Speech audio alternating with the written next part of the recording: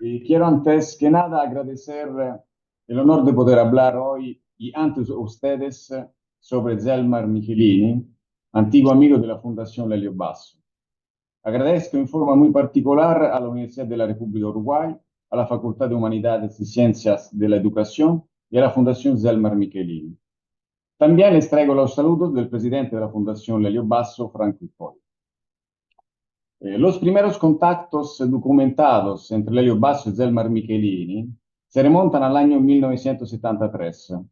Las reiteradas denuncias del senador Michelini sobre las torturas cometidas en su país desde las columnas de la revista Marcha llegaron a Basso en Roma a través de la red de comités de denuncia internacional, hasta Basso que se dedicaba, junto con Linda Bimbi, a tejer la trama del Tribunal Russell II, centrado inicialmente en analizar el caso de la dictadura brasileña.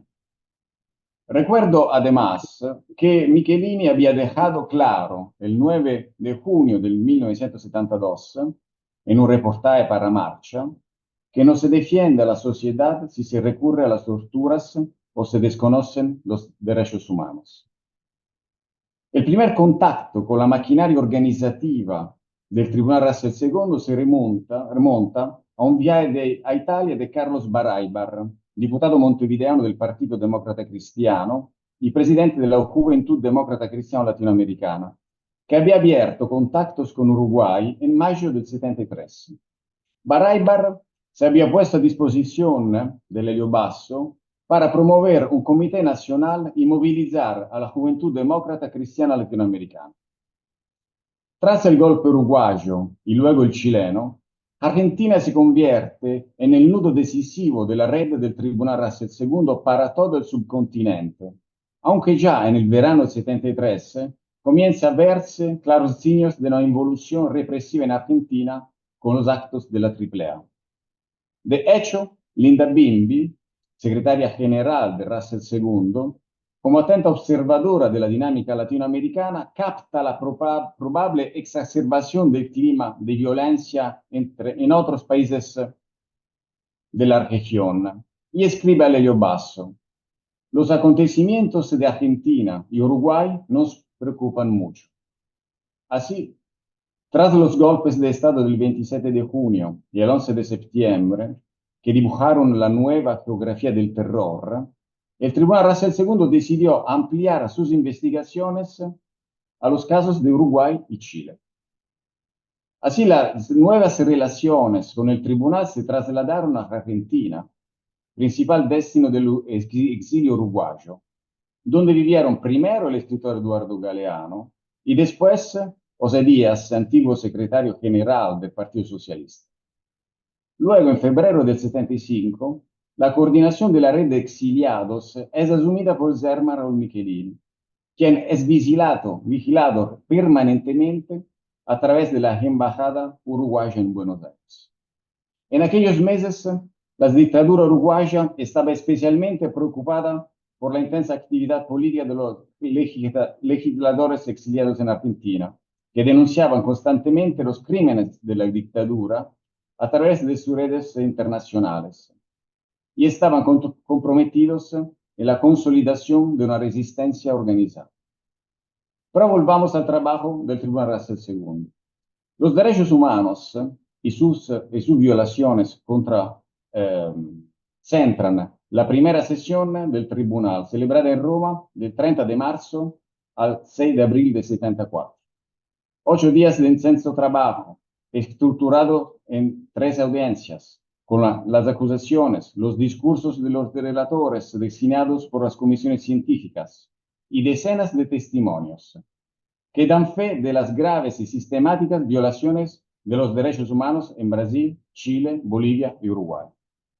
Aproximadamente un mes antes, el 4 de marzo, se habían enviado las cartas a los dictadores Emilio Medici, Augusto Pinochet, Hugo Banzer y Juan María Bordaberry. Fueron informados de la convocatoria de la sesión e invitados a defender a sus gobiernos en procedimientos judiciales. Pero los dictadores no habían respondido. El tribún mártir Michelini, según la definición del periodista Mario Juan Arena, es uno de los protagonistas de la primera sesión romana de Russell II. El 30 de marzo denuncia abiertamente la eliminación del Estado de Derecho aplicada por la dictadura y arremete contra el ejército, dedicado a una labor no solo negativa, sino que obliga al silencio al Parlamento, a la prensa y a los partidos políticos. Michelini denuncia también el caso de la revista progresista Marcha, voz opuesta al régimen, y cuyo director, Carlos Quijanos, miembros de la dirección, y el conocido escritor Juan Carlos Sonetti han sido detenidos. Sin embargo, el senador uruguayo no se limita a la denuncia, sino que presenta cifras, hechos y documentos. Los uruguayos torturados suben a la cifra de 5.000. Más de 40.000 personas han pasado por cárceles y cuarteles. Hoy hay más presos políticos en las cárceles uruguayas que presos por delitos comunes. Habla sin rodeos de la institucionalización de la tortura y de los diferentes métodos con que la práctica del régimen dirigido por Bordaberry y de los fines que persigue este sistema. La tortura se utiliza para inducir a la traición, para aterrorizar a los miembros del movimiento de liberación, para disuadir al pueblo de sublevarse. Se tortura a uno o a muchos para intimidar a todos. Y sobre todo, se garantiza la impunidad de los que torturan.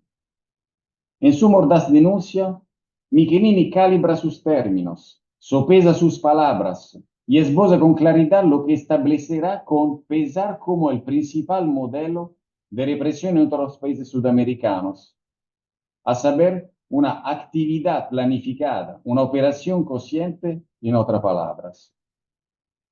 Señala Michelini que se trata de un designio político para someter a la nación. Y en esta arquitectura criminal, para el régimen la tortura es ineludible, porque forma parte de su naturaleza y de su existencia.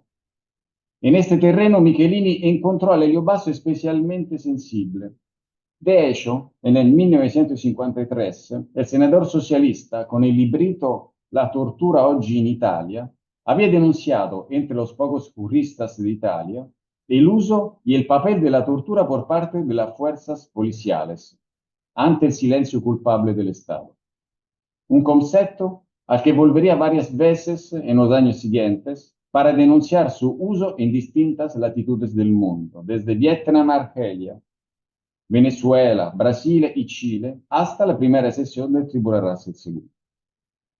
Aquí, el 30 de marzo, el j'accuse de Zelmar Michelini apunta directamente a condenar el corazón negro, oscuro del régimen, a los civiles con cargos, a las Fuerzas Armadas sin excepción, de haber arrasado las instituciones, conculcado las libertades, violado las constituciones, las leyes, los acuerdos internacionales. Los acusamos de haber perseguido, acusado, torturado, vejado y asesinado a su pueblo, transformando las cárceles en lugares de sufrimiento y de escarnio, y de haber desencadenado el terror a todo nivel. Gracias a Russell II, está documentado cómo los presos políticos del régimen son obligados a permanecer en minúsculas celdas subterráneas, sin aire ni instalaciones sanitarias, con alimentación insuficiente y sin ningún tipo de asistencia, aunque estén gravemente enfermos. Michelini capta el significado del Tribunal Russell, que es representar a todos aquellos que no tuvieron voz durante la sesión, porque fueron asesinados o desaparecidos o encarcelados. Y dice, representamos a aquellos que no pueden venir porque han desaparecido de la faz de la tierra, asesinados por el régimen. Aquellos que no pueden venir porque han sido mutilados. Aquellos que no pueden hacerse oír porque las propias mentes han sido cerradas para siempre, víctimas del tormento padecido. Nuestra voz es la de aquellos que habían sufrido, no pueden gritar la propia rebelión, ni proclamar la propia lucha. Sin embargo, la nuestra no es solamente una voz de denuncia y de condena, es también una voz de esperanza y de fe. La experiencia del Tribunal Russell II es crucial para Michelini como relató también su equipo. Cuando regresó de Roma, lo sentí en parte transformado, lo vi distinto, más optimista, como si hubiera encontrado un rumbo más claro. Desde este momento empezó a orientar toda su actividad hacia la denuncia internacional de los crímenes de la dictadura, cosa que nunca había cesado de hacer, pero desde este momento desarrolló esa actividad en forma más sistemática, como parte de una orientación estratégica. En el Tribunal Russell se dio cuenta de la importancia de la denuncia internacional, de dejar en evidencia ante la opinión pública mundial lo que estaba sucediendo en el país y, en consecuencia, comenzó a volcar cada vez más sus esfuerzos en la información hacia el exterior. No hay duda que esa denuncia temprana de la dictadura uruguaya ha adquirido con el tiempo una significación muy especial. Es el marzo del 74 y el análisis de Michelini de la tortura como factor de sometimiento político es sin duda un aporte esclarecedor sobre las características de la política que se impusieron no solo en Uruguay, sino en cada uno de los países del Cono Sur regidos por dictaduras. Michelini identifica con perspicacia histórica y política los ejes básicos de la dictadura uruguaya, o sea, la tortura y la prisión política masiva como señas de identidad del régimen autoritario. Esto me parece el punto de contacto más alto y más evidente con la hechura del Hélio Basso, o sea, la comprensión de la práctica del instrumento de la tortura por el régimen brasileiro ya no es un medio de investigación destinado a obtener una confesión, sino un sistema de gobierno destinado a aterrorizar a una población. Ante las miles de denuncias de desaparecidos y quejas por asesinatos, secuestros y desapariciones forzadas que el tribunal recibe desde los distintos rincones del Cono Sur, se estudia por primera vez el fenómeno de la tortura como instrumento institucionalizado de represión de los opositores políticos. Tomando nota del material probatorio, tras recordar los principios del derecho y proponer un resumen de las violaciones más graves de los derechos humanos cometidas, el jurado del tribunal formula su verdicto. El tribunal declara a las autoridades que ejercen el poder de facto en Brasil, Chile, Uruguay y Bolivia, culpables de violaciones graves, reiteradas y sistemáticas de los derechos humanos. El tribunal, teniendo en cuenta la extinción de estas violaciones, declara que constituye en su conjunto un crimen contra la humanidad cometido en cada de unos 4 países por las mismas autoridades que ejercen el poder. Guerras el segundo fue también un momento fundamental de denuncia y de solidaridad transnacional para las mujeres y los hombres latinoamericanos aterrorizados y doblegados por los sistemas represivos de los regímenes dictatoriales. Las sesiones, anticipándose en 20 años a las comisiones de la verdad que surgirán en los distintos países con el retorno de las democracias débiles, representaron la única oportunidad de que disponían los pueblos latinoamericanos para denunciar a nivel internacional a las violaciones de los derechos humanos que estaban produciendo la llamada dimensión de los horrores en el desprecio de las democracias más avanzadas. La relación de amistad de Zelmar Michelini con Lelio Basso y Linda Bimbi no terminó con el cierre de la sesión del tribunal. El 22 de febrero del 75, Michelini escribe a Basso: créeme, y no te expreso sino un sentimiento colectivo de gente que no conoces, pero que sabe de tu esfuerzo, que hay un consejo generalizado, afirmativo, encomiástico respecto al tribunal, que es una verdadera trinchera de la libertad y la justicia.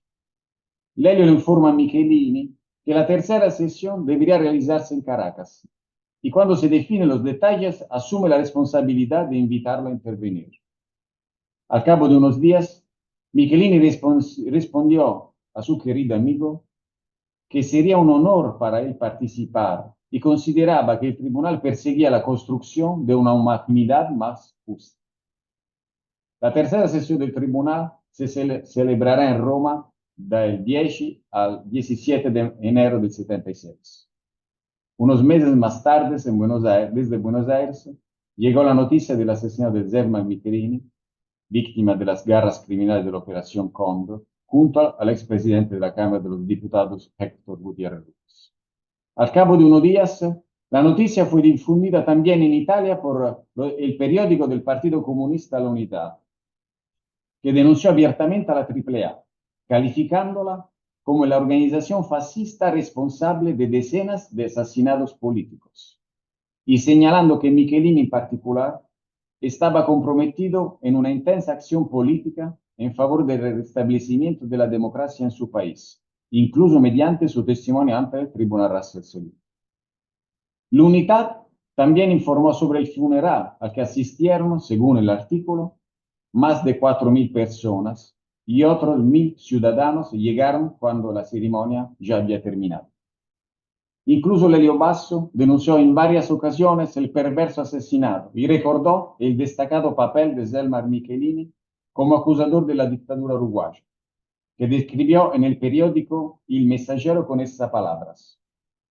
Los numerosos periodistas italianos y extranjeros que siguieron en su momento nuestros procedimientos del tribunal, el vasto público que asistió a las audiencias, todos aquellos que en aquella semana entre marzo y abril de hace 2 años tuvieron la oportunidad de asistir, aunque fuera brevemente, a la sesión del Tribunal Russell II, recordarán sin duda la figura esbelta y nerviosa, la elocuencia impetuosa y apasionada de este valiente militante, uno de los líderes del Frente Amplio Uruguayo, de la Unión de la Izquierda, que había luchado hasta el final contra la dictadura y que entonces había exiliado en Buenos Aires con parte de su familia. Algunos de sus 10 hijos seguían en Uruguay y una hija permanecía secuestrada por la policía. Pero ese no había impedido al padre cumplir con la tarea que le había encomendado el consenso unánime de los demócratas uruguayos, la de subir a la tribuna Russell para denunciar ante la opinión pública mundial las fechorías de su gobierno y de quienes estaban detrás de él. Se pone de manifiesto hasta qué punto tanto Lelio Basso quanto el Tribunal Russell se vieron afectados por este episodio.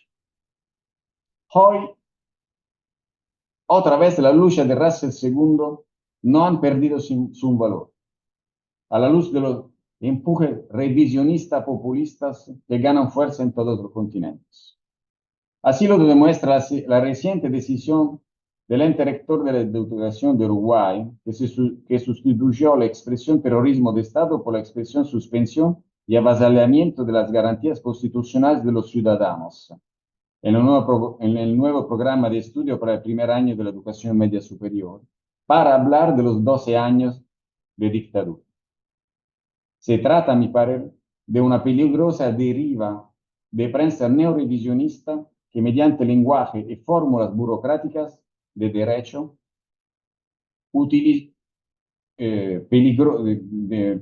fórmulas burocráticas pretende borrar los años de la dictadura cívico-militar que provocó la eliminación del Estado, utilizó sistemáticamente la tortura de Estado para reprimir e intimidar a miles de uruguayos. Este salto adelante dado por el Ejecutivo uruguayo tiene un doble significado. Por un lado, representa el paradigma típico del proyecto político-cultural de las fuerzas de derecha y de extrema derecha propugnado en diversos países del mundo. Y por el otro, representa un peligroso precedente que podría ser seguido en el futuro por otros gobiernos latinoamericanos y no solo del mismo signo político.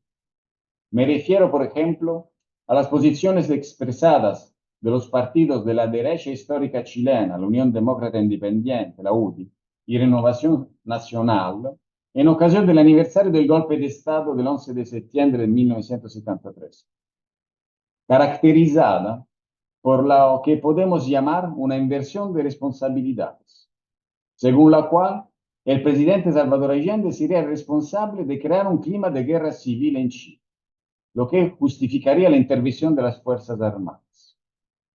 O pensemos en los ataques que está sufriendo actualmente la Secretaría de Derechos Humanos de Buenos Aires por parte del gobierno de Milei. Pero también y la continua labor de deslegitimización por parte de representantes del gobierno italiano de extrema derecha presidido por Giorgia Meloni contra la decisiva experiencia de resistencia italiana o la disminución de los crímenes del régimen fascista de Mussolini. Aquí, frente a este frente revisionista creciente y peligroso, sigue vigente el imperativo micheliano: esta es la única verdad. Muchas gracias por la atención. Bueno, un aplauso en mi sentido. Muchas gracias por eso. Bueno, continuamos con Joaquina González y su exposición Michelini y la Unión Anarquista de Liberación.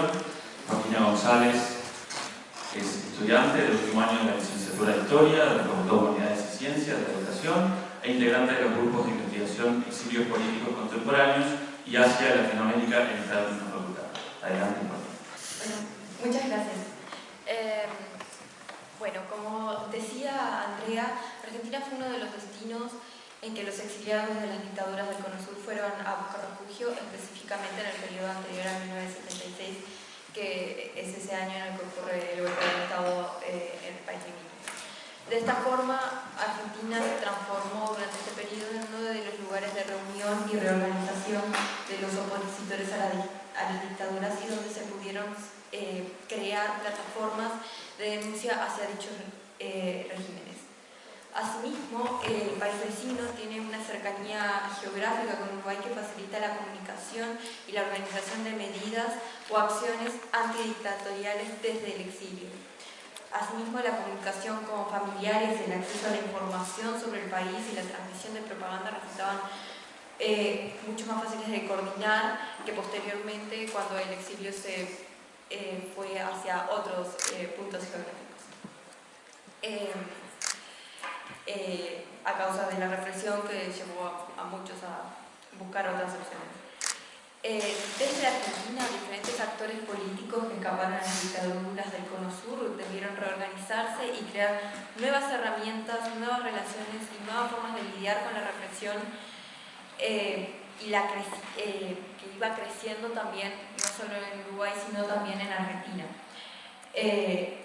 Como todos conocemos, uno de estos operativos era el Plan Cóndor.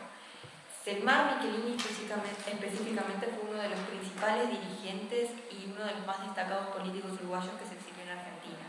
Y desde allí intentó reunir a representantes de diferentes agrupaciones para lograr denunciar a la dictadura y crear un nuevo programa y plan de acción conjuntos acorde a los acontecimientos y tiempos que se estaban viviendo. Antes de eso, aún en Uruguay, Michelini había sido senador por el Frente Amplio. Sin embargo, su oposición a Bordaberry lo hicieron objetivo de atentados contra su casa y su auto durante 1962. Fue además parte de la oposición que trató el pedido de desafuero que se hizo sobre Erro, también perteneciente al Frente Amplio, que lo hizo la justicia militar. Así, el 26 de junio de 1973, él va hacia Argentina para decirle a Erro que le recomendaba no volver a Uruguay por los peligros que esto conllevaba, y esto fue un día antes de que ocurriera el golpe de Estado acá en Uruguay. Por lo tanto, él decidió no volver. Desde ese momento, Michelini se exilia en Buenos Aires, desde donde denunció la dictadura cívico-militar y las violaciones de derechos humanos cometidos por ella. De esta forma continuó con sus actividades políticas, pero en un nuevo contexto en donde el miedo por la vida estaba presente, así como la clandestinidad y cierto sentimiento de derrota de un proyecto político que la dictadura había detenido. En estas circunstancias es que a principios de 1974 surge la Unión Anarquista de Liberación, o UAL, de la que lamentablemente la historiografía se ha olvidado casi por completo. Esta organización fue fundada por Michelini y Erro y contó con la participación de individuos de varios grupos políticos uruguayos que se hallaban en el exilio en el país argentino. Entre los que se encontraba, por ejemplo, William Whitelaw de Nuevo Tiempo y algunos otros simpatizantes de Erro. Según un informe de los servicios de información de defensa, septiembre de 1972, la UAL estaba compuesta por representantes de la CNT, del Movimiento Independiente 26 de marzo, del Frente Estudiantil Revolucionario 68, de los grupos de acción unificadora o GAU, de la fracción Echenique del PSR y de Nuevo Tiempo. Su estructura tuvo una clara influencia de la experiencia del Frente Amplio, partido al que Michelini, Hierro y otros miembros habían pertenecido antes del exilio, por lo que mantuvo una dimensión federativa en donde varios grupos participaban con énfasis en la creación de una unidad para lograr un objetivo conjunto, en este caso la denuncia y derrocamiento de la dictadura. Sin embargo, a diferencia del Frente Amplio y otras experiencias anteriores al golpe, la UAL estuvo marcada por este sentimiento de derrota del que ya mencioné y el exilio. La derrota de un proyecto político de las izquierdas y de los sectores democráticos uruguayos y el exilio de los integrantes de la UAL. De ahí que uno de los principales objetivos de la UAL fuera el reagrupamiento y reunificación de esos individuos y grupos que habían sido desmembrados y dispersados con el objetivo de brindar un nuevo plan de acción para la salida de la dictadura dentro de un proyecto de democracia avanzada. Son estas mismas circunstancias que vieron el nacimiento de la UAL lo que la hace una experiencia propia, con sus objetivos y planes específicos, y no una continuación o una alternativa al Frente Amplio. Sus contextos y por ende sus medios de acción los hacen experiencias independientes si bien relacionadas. Además, si bien varios participantes del proyecto de la UAL, si bien varios participaron del proyecto de la UAL, esto se identifica particularmente con Michelini. De hecho, su habitación era la secretaría, el archivo y el oficio político del movimiento, lo que muestra el compromiso político que tenía Michelini con este proyecto que él había formado también. Respecto a la necesidad de generar unidad frente a la fragmentación, dispersión y desmembramiento que la clandestinidad y el exilio generaron, el documento Acuerdo Programático de la UAL, creado en julio de 1974, declara que, y cito, en esta etapa nos planteamos la preparación de una confrontación global con la dictadura que determina su caída y la toma del poder por el pueblo, avanzando así en el proceso de liberación. Para lograr este objetivo es necesaria una firme alianza de los sectores revolucionarios, más allá de las extracciones ideológicas de cada uno de los integrantes, la construcción de un amplio frente de lucha contra la dictadura y la organización armada del pueblo.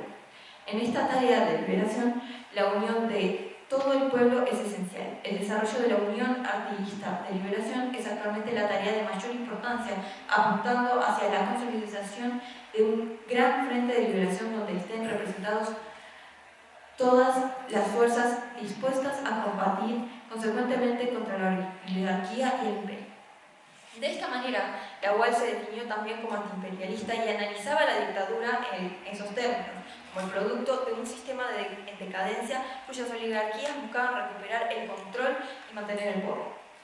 La UAL tampoco abandonó la idea de revolución, sino que buscó adecuarla al contexto del exilio. Hay que recordar que el Nuevo Tiempo y el propio Michelini no eran defensores particularmente de el uso de la lucha armada en el caso uruguayo, aunque esto no significaba necesariamente el completo rechazo a los fundamentos.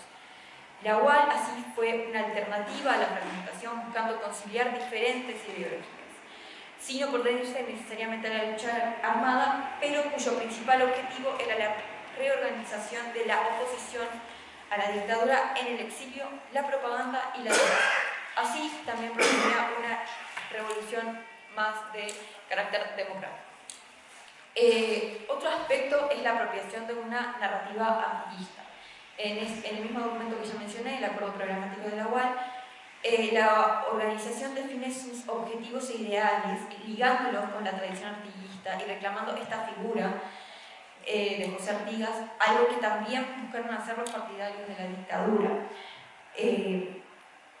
Cabe destacar que la copia a la que tuvimos acceso de este acuerdo programático fue a través de las transcripciones hechas por los servicios de inteligencia, así que obviamente están cejados, pero aún así en el documento la UAL se propone como grupo que defiende la libertad y defiende a los sectores más carenciados de la sociedad.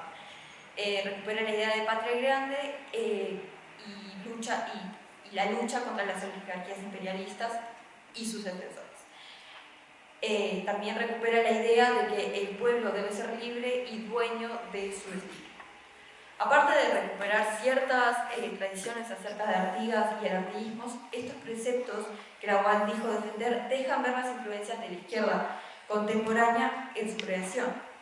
Por ejemplo, la idea de la necesidad de consolidación de una unidad latinoamericana o al menos regional, la cual relaciona con el concepto de patria grande, lo que permite ligar el latinoamericanismo de la década del 70 con el ideal artiguista de las Provincias Unidas.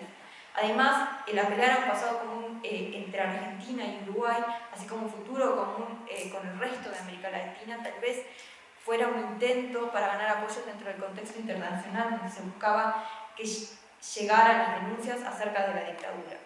De cualquier forma, la reclamación de Artigas fue además una forma de conectar su presente con el pasado y los orígenes del propio Uruguay, identificando elementos continuos acerca de la conciencia y la necesidad de la participación popular y la lucha antiimperialista y anti-oligárquica.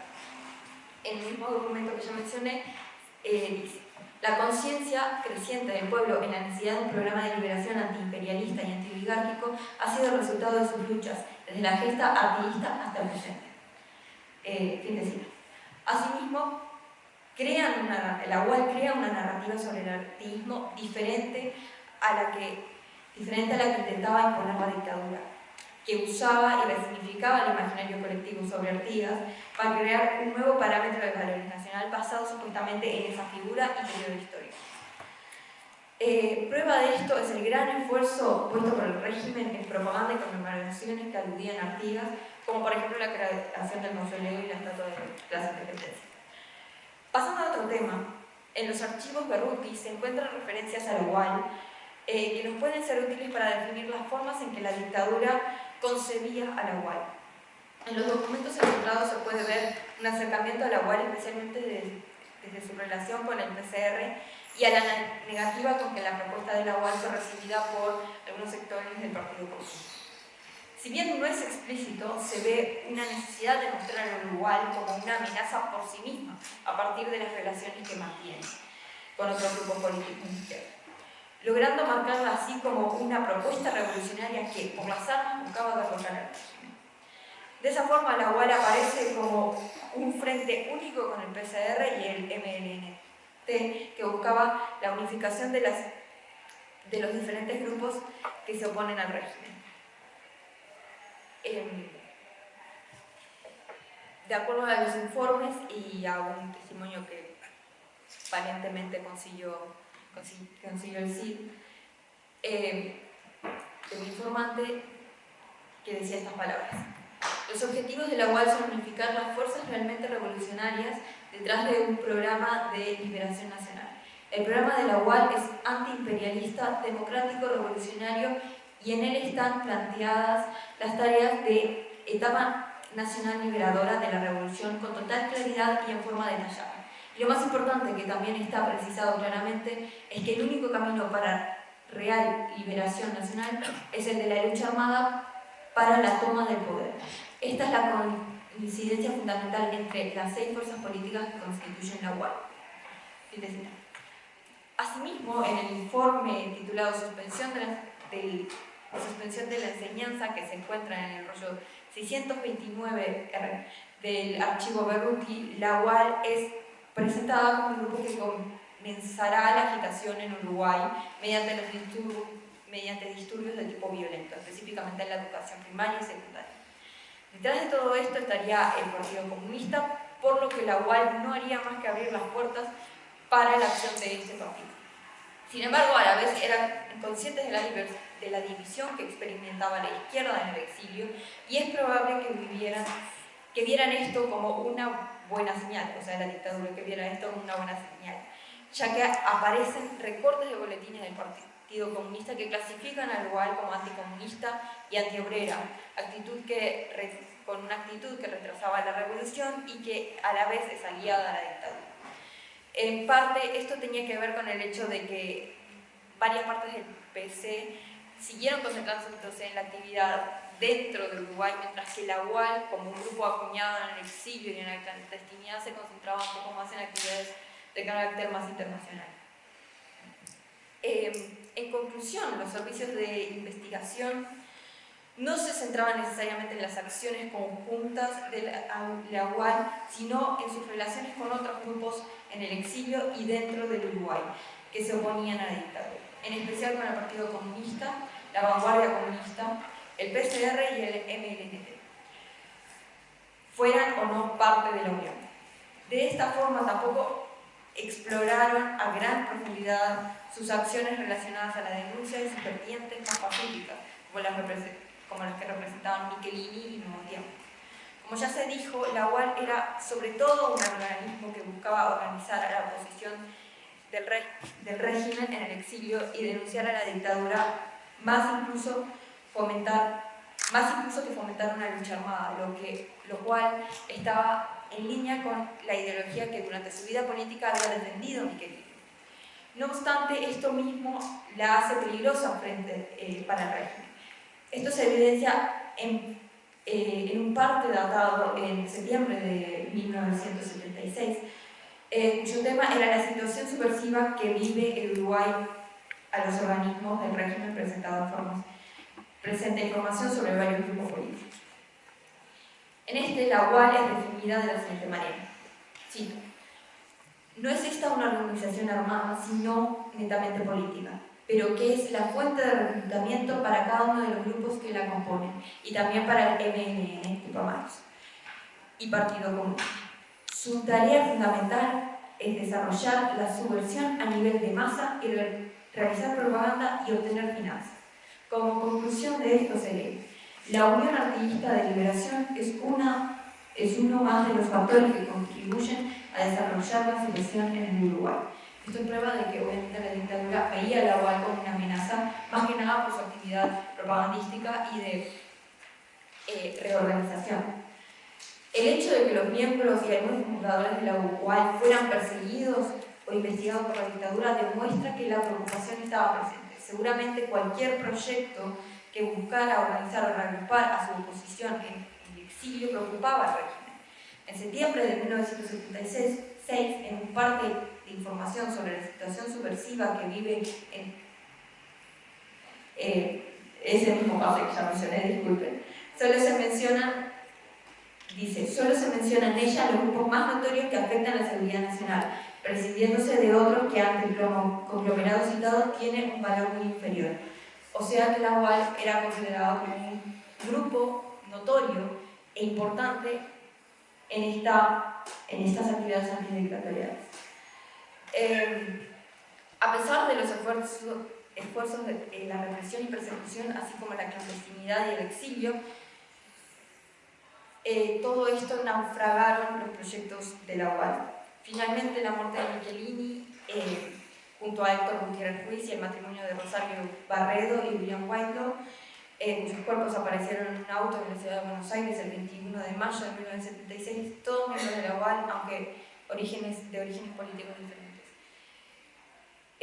Así la UAL comenzó un proceso de dispersión y consecuente decaimiento marcado por el exilio hacia Europa de los integrantes que lograron escapar, entre ellos Cerro, que logró mantener una publicación relacionada con la UAL llamada Patria Grande. A pesar de su corta vida, la experiencia de la UAL resulta relevante como ejemplo de un intento de reorganización de los esfuerzos de izquierda y opositores al régimen en Argentina. Sus cometidos de denuncia y acción dejan ver una esperanza en una rebelión democrática que derrocara a las dictaduras y restaurara la democracia. Su disolución luego de la muerte de Michelini y otros dirigentes, así como el comienzo de la dictadura argentina, que borró al país vecino como destino del exilio y de resistencia, es marcado también por un nuevo periodo en el que la forma de actuar de la oposición exiliada, donde la denuncia de foros internacionales es cada vez más grande, resultó primordial, ya que Uruguay estaba geográficamente y comunicacionalmente cada vez más lejos. Decía antes que se convirtió en un estigma con el cual tuvieron que cargar. Este estigma va a ser cargado por el resto de su exilio como un signo de infamia. En el caso de los dirigentes, William White y Barredo hasta su muerte, y en el caso de quienes sí lograron sobrevivir en sus exilios en Europa durante el resto de su exilio. Este es un espacio propicio para la reflexión sobre su historia, ya que algunos autores, al trabajar a Zelmar Michelini y otros autores, sobre todo relacionados con la UAL, han demostrado nuevas fuentes, han hecho aportes, también marginales por supuesto, pero que permiten ponerlo en una nueva lupa, una nueva perspectiva. Esto nos permite encontrar esta organización como parte de otro rol, como parte de un proyecto mayor. Entonces, lo que vamos a hacer en este momento va a ser un paneo general, únicamente sobre lo escrito y lo que debería ser escrito en el futuro, viendo así los diferentes altibajos en la constitución de un partido político en el exilio y la relevancia que los liderazgos tienen por parte de los referentes más experimentados para organizar ideológica y políticamente a los militantes más jóvenes y menos curtidos en la toma de decisiones. No voy a hablar sobre las características generales del exilio, porque Joaquina lo hizo muy bien recién, entonces me ahorro esa parte.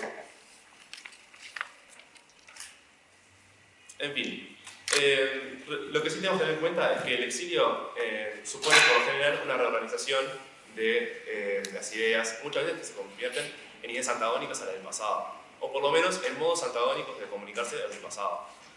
En el MLN esto no es nada nuevo, en realidad ya antes de su exilio en el 72 ya había habido nuevos fraccionamientos y divisiones. Es el caso del Movimiento Revolucionario de Trabajadores y del Movimiento 22 de diciembre, nuevamente ambos en 1972. También parecía haber ocurrido algo similar con el secuntismo en la cárcel de Punta de las Rieles. Esto es natural en cualquier proceso revolucionario, más aún en el exilio. Pero también se debe tener en cuenta que el MLN se estaba transformando en un espacio en cuyas bases no lograban influir directamente en su dirección, lo cual generaba un descontento en sus bases. Esto es según Alonso y Figueredo, por supuesto. En este sentido, también para el año 1974, las disputas internas se tornan aún más reñidas por el contexto en el que se desarrollan. También, debido a la prisión de sus principales dirigentes, hay una inexistencia de un liderazgo unificador. Los dirigentes que quedaron se manejaron con relativa torpeza, según Clara Aldrigui. Las disputas internas se tornaron de un carácter sectario y finalmente muchos de sus dirigentes terminaron abandonando la senda revolucionaria, los cuales en algunos casos, tras el asesinato de Michelini, Gutiérrez Ruiz, Guayle y Barredo, retornarán a los partidos tradicionales. Esto supone que en realidad el MLN para el 1974 se encontrará dividido en dos posturas principales.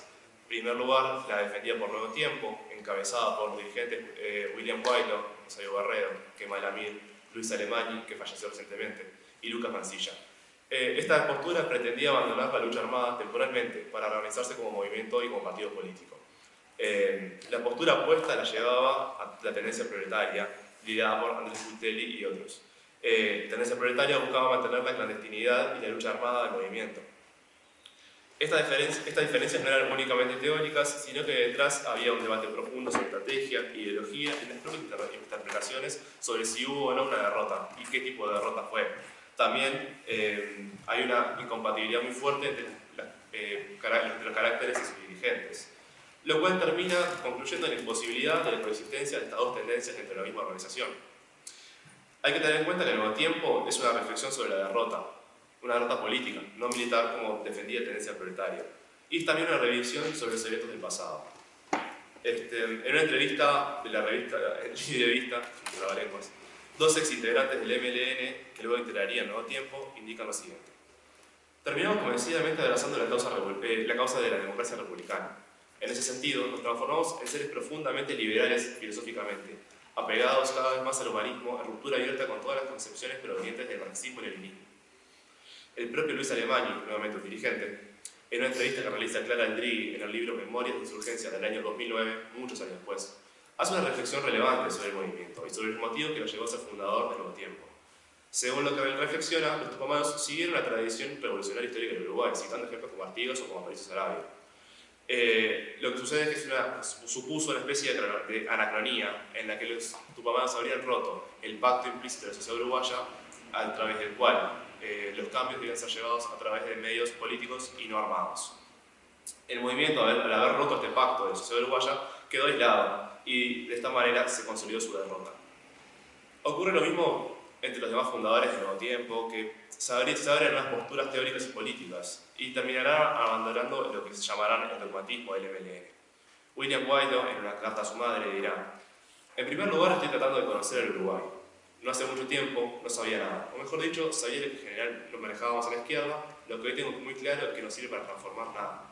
Estoy tratando de conocer las corrientes ideológicas que florecieron en el correr del siglo XX, modelando las ideas hoy presentes. Así, por ejemplo, la influencia del positivismo en el vallismo, la concepción filosófica de Abad Ferreira y su influencia en los intelectuales contemporáneos, la razón de la escasa influencia del marxismo-leninismo. Hemos dado pasos adelante, por lo menos a comprender que las cosas no son blancas y negras, que existen matices, tonos de grises y que en cada momento predomina uno de ellos. Esta carta fue en el 27 de abril de 1976, a menos de un mes de su asesinato. Por eso tiene un gran valor. Ella refleja el proceso de madurez como militante de formación de William Guaidó.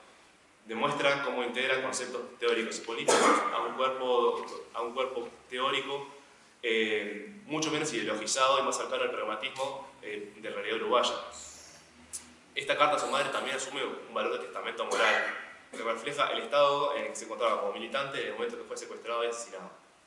Para Alemany, el momento de quiebre, si se quiere la causa coyuntural, refiere a vísperas del 1 de mayo de 74, fecha para la cual el MLN planificaba una reactivación de la lucha armada en el Uruguay, ahora contra la dictadura.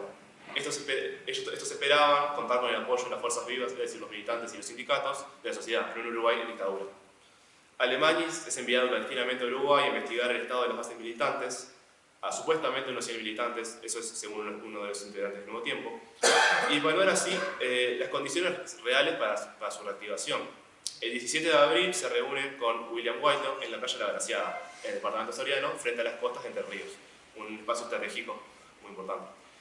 Aquí le comunica que es imposible realmente continuar con el conflicto armado y se declara totalmente opuesto a cualquier resolución respecto a esta reactivación. Guaidó también estuvo de acuerdo con él, dijo se oponía de la misma manera que él. No obstante, el MLN, que supuestamente en su comité central estaba conformado por 15 personas, estableció un proyecto para reactivar el conflicto en el Uruguay, sin importar la opinión de estos dos dirigentes. Esto supuso la pérdida de fe en las posibilidades reales y efectivas del movimiento por parte de los 4 renunciantes, entre muchas comillas. Y en última instancia, supuso el abandono final del MLN y los nuevos integrantes del Nuevo Tiempo. Yo considero este evento del 17 de abril de 1974, entre la reunión entre Alemania y Guaidó, como una especie de mito fundacional de Nuevo Tiempo. Porque todos los que lo vivieron lo recuerdan con mucho detalle y es el momento donde se sentencia, digamos, el abandono por la lucha armada, por lo menos momentáneo. Kemal Amir, otro de los dirigentes, reflexiona en una entrevista en el libro citado anteriormente, el de Clara, Adrigui, sobre la derrota del MLN. Él creía que la derrota había sido política y no militar. Opinaba que se había fallado a la hora de integrar las masas al movimiento y que la reactivación de la lucha armada en el Uruguay supondría un suicidio. Lo lleva a apoyar a Alemania y a Guaidó en su decisión de abandonar la senda revolucionaria. Y la sensación que tenía es que todo esto tiene que parar para evitar la pérdida de demás compañeros. Uno de los entrevistados por la revista Librevista alusiona a Antonio Machado. Caminante no hay camino, se hace camino en andar. Y al volver la vista atrás, verás el camino que jamás volverás a pisar. El camino que hizo el Nuevo Tiempo, al andar, apuntó hacia la construcción de un nuevo partido político de masas que funcionará como aliado de la Unión Anarquista de Liberación. Y aquí el nexo con mi compañero. Aquí Guaidó será delegado. En esta primera conformación del Nuevo Tiempo se va a ver aún claras las influencias del marxismo y el leninismo en su retórica. En el segundo número de una publicación homónima, con el nombre de Nuevo Tiempo, adherirán, no sé si antes explicar sus motivos, al frente antidictatorial conformado por la UAL. La consigna va a ser la de golpear juntos pero marchar separados. Y así anunciaba su inclusión a esta lucha, llamando también a la unidad de acción de todas las fuerzas progresistas, prioritarias y pequeño burguesas. Sin embargo, sus dirigentes no parecen estar de todo seguros con respecto a este carácter marxista-leninista, contradicción que en una entrevista se hace notar clara Adrigui a Kemal Amir. Cuando se le cuestiona esta contradicción, él responde: ¿crees que yo en ese momento tenía todo claro? ¿Que teníamos que romper con la lucha armada, con la violencia revolucionaria? No, hoy tengo una cabeza más liberal, en aquel momento todavía no. Parece ser por las memorias de sus dirigentes que el Nuevo Tiempo fue surgiendo sobre la marcha y de manera irregular, sin objetivos claros, más allá que la denuncia y la lucha política desde el exilio y en conjunción con la UAL. En todo caso, esto resulta entendible. Se desarrolla en un contexto de exilio, entre tensiones con el MLN y sobre todo hacia el 75 y el 76 por las tensiones y la persecución del terrorismo de Estado transnacional. Esto se termina por llevar las vidas de Guaidó y Barredo junto con Michelini y Gutiérrez Ruiz, sentenciando la historia de Nuevo Tiempo a su final. Todos estos fueron factores decisivos que concluyeron en la imposibilidad de conformar exitosamente a Nuevo Tiempo como partido formal. Selva Michelini, y aquí lo que les importa para esta ponencia, tiene una influencia muy importante en los integrantes del Nuevo Tiempo. Sobre todo porque a estos fueron atraídos por su labor de construir un frente antidictatorial, por su defensa de los caminos democráticos y el relativo éxito en sus actividades de denuncia contra la dictadura. No olvidemos lo que habló Joaquín recién, de que la UAL había logrado asustar, entre comillas, a la dictadura y que la dictadura le ponga sus ojos sobre ellos. Entonces, esto atrajo a la gente de Nuevo Tiempo, sobre todo si se tiene en cuenta la historia de derrotas militares y políticas del MLN entre 1973 y 1974. También se demuestra la relativa admiración hacia Michelini, sobre todo por parte de Alemany y de Guaidó, que recuerdan a un Selmar que aconsejaba a todos los compatriotas, sin distinguir si en el pasado fue un rival o un aliado, que no dudaba en dar una mano a aquellos que lo pidieran o un consejo a aquellos que lo necesitaran. Los salones de Café Tortoni en Buenos Aires, en la calle Avenida de Mayo en Rivadavia, serán un espacio de reunión de muchos exiliados en Buenos Aires, y allí se discutirán sobre política, sobre Uruguay, sobre tendencias históricas y el pensamiento de Alemania. Alemania recordará que Michelini y Gutiérrez Ruiz estaban permanentemente explicándonos la política, hablándonos de la política uruguaya. Podíamos hablar de política, cosa que en el MLN ya no se podía. Y aquí quiero tomar algo que habló ayer Pablo Martínez, el decano, que es la vocación pedagógica de Michelini. Esto de podíamos hablar de política y estaban constantemente explicándonos la realidad. Es una vocación pedagógica muy importante que tenía Michelini y que es importante que se siga estudiando. Carlos Pouso, los entrevistados del librerista, Alemany y Guaidó recalcarán el rol de Selmar Michelini en su revisión sobre los eventos pasados, invitándolos a salir del dogmatismo marxista-leninista y abrir el abanico del pensamiento político. Muchachos, atrévanse a pensar ese nombre de la entrevista que realiza la revista Librerista. Contra la ignorancia se llamó el capítulo dedicado a Selmar por Carlos Pouso. La lucha por la pluralidad, la aceptación de las diferentes ideas como válidas y el rechazo al dogmatismo y sobre todo a la vida armada fue el legado que dejó Selmar y los integrantes del Nuevo Tiempo. Sin embargo, el Nuevo Tiempo no es accidental, puede ser una sensación que quedó, pero fue parte de algo mucho más ordenado, lográndose insertar en lo que va a ser la UAL, que va a tener un programa mucho más ordenado que lo que logró tener Nuevo Tiempo. Michelini buscaba ampliar la influencia de la UAL y a través de la ampliación y la adhesión de nuevos militantes, que permitiría también aumentar la fuerza de esta organización, de la UAL. En una entrevista que realiza Leonardo Haber a Alemany, este indica que en aquel momento pensó: tenemos que seguir a Gutiérrez Ruiz y a Michelini, pongámonos detrás de ellos. Estoy convencido de que la salida va a ser por vías políticas o no va a ser. En ese sentido, ponerse detrás de Michelini y del Toba era sinónimo de aceptar que el abandono de la lucha armada era necesario para poder establecer un frente común que enfrente y denuncie a la dictadura desde Buenos Aires. Esta experiencia les había permitido de Nuevo Tiempo integrarse en un espacio de pluralidad y absorber paulatinamente la práctica y la experiencia de los otros grupos integrantes de la UAL. Eso se puede notar en la convergencia de interpretaciones sobre política y sobre historia uruguaya. Las charlas sobre la autoridad del país, sobre las estrategias de salida con Selmar, sirvieron para acumular contenido republicano y liberal dentro de las bases teóricas del Nuevo Tiempo. Estos insumos teóricos les permitió al menos creer que comprendían las razones de la derrota del movimiento Tucumano y el génesis del golpe de Estado. Hay que tener en cuenta que Michelini no veía como deseable la fractura del MLN, puesto que esto supondría que los uruguayos gasten sus energías y sus recursos para enfrentarse entre ellos y no contra la dictadura. Así que no hay que creer que Nuevo Tiempo fue una estrategia o una creación de la UAL. Es posible que sí, que dentro de la UAL se viera como deseable una alianza o una colaboración con el MLN, pero por sus contradicciones y sus tensiones era imposible que se desarrollara a mayor escala. Como conclusión, se pueden entender varias cosas. Primero, que frente a la carencia de resultados positivos, fruto de la estrategia de Tucumán para combatir la dictadura, la UAL aparece como un faro al que seguir, un camino exitoso para la denuncia y combate. Sus líderes experimentados y conocidos en el exilio uruguayo se tornan en referentes para la izquierda en ese momento, y de esta forma, al Nuevo Tiempo se conforma como grupo político alrededor de ellos. Hemos visto entonces la influencia que las sociedades han tenido en el exilio uruguayo. Cabe también mencionar la importancia del exilio uruguayo en Argentina, que reconfiguró las realidades políticas de los integrantes del nuevo tiempo, acercándolos a agrupaciones con experiencias distintas. No razón suficiente la existencia de una opción más efectiva y refinada de un plan de lucha para explicar la razón por la que el nuevo tiempo abandonó la organización. Existe una multiplicidad de reflexiones, todas ellas comunes en el acuerdo del abandono de la lucha armada, que va a terminar acercando a los dirigentes del nuevo tiempo, a la UAL, al nuevo proyecto mayor. Cabe recalcar que la dura represión destruyó la concreción de cualquier materialización de los planes de superar y fisurar la dictadura terrorista que estaba atravesando el Uruguay, no por la vía armada, sino por medios pacíficos, acorde a lo establecido por la UAL.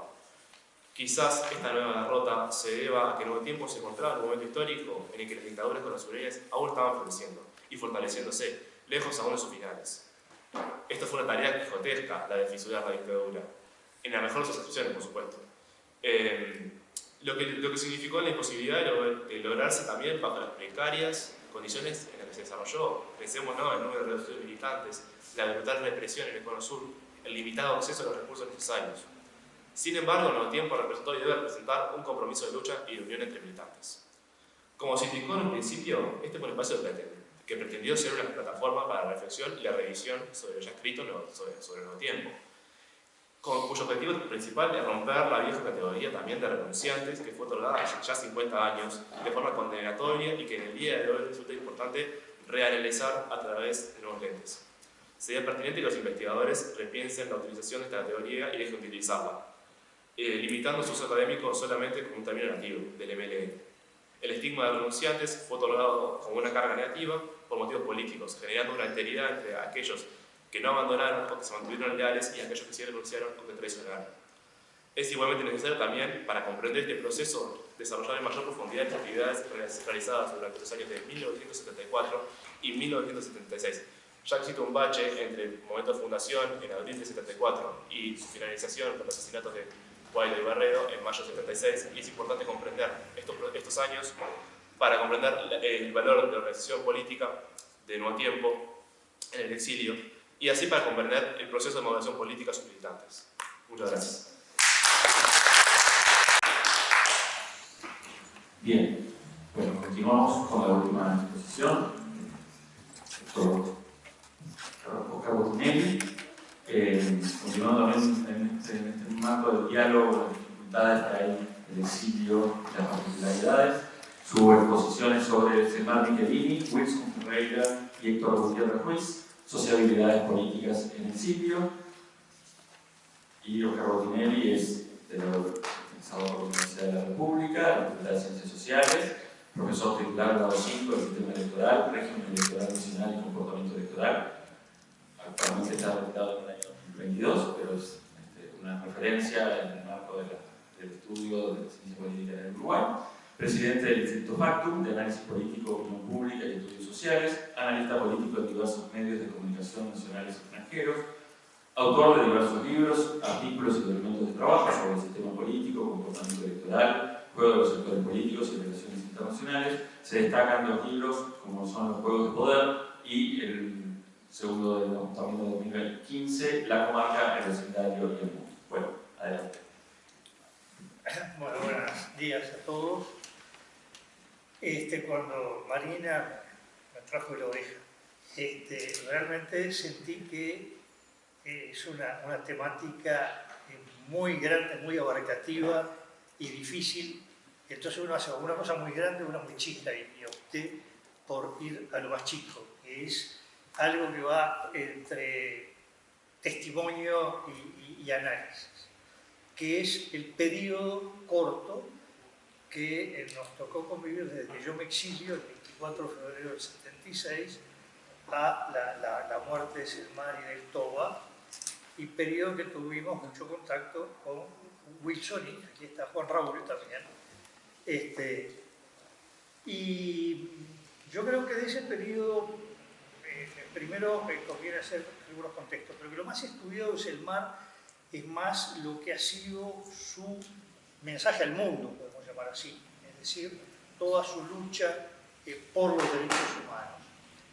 También estaba muy partícipe de lo que pasaba dentro del Uruguay y de los juegos políticos que se estaba realizando. Yo creo que conviene hacer algunos pantallazos de contexto. Primero, Uruguay en 1975 fue un año en que, con todos sus menguados recursos y dificultades, hubo una actuación bastante fuerte de la oposición, con un dinamismo, todas sus limitaciones, del Frente Amplio, en conjunción en actividades muy importantes con el Partido Nacional detrás de la figura Wilson, en lo cual se realizó una jornada de acción nacional que fue, para los parámetros del momento, relativamente exitosa.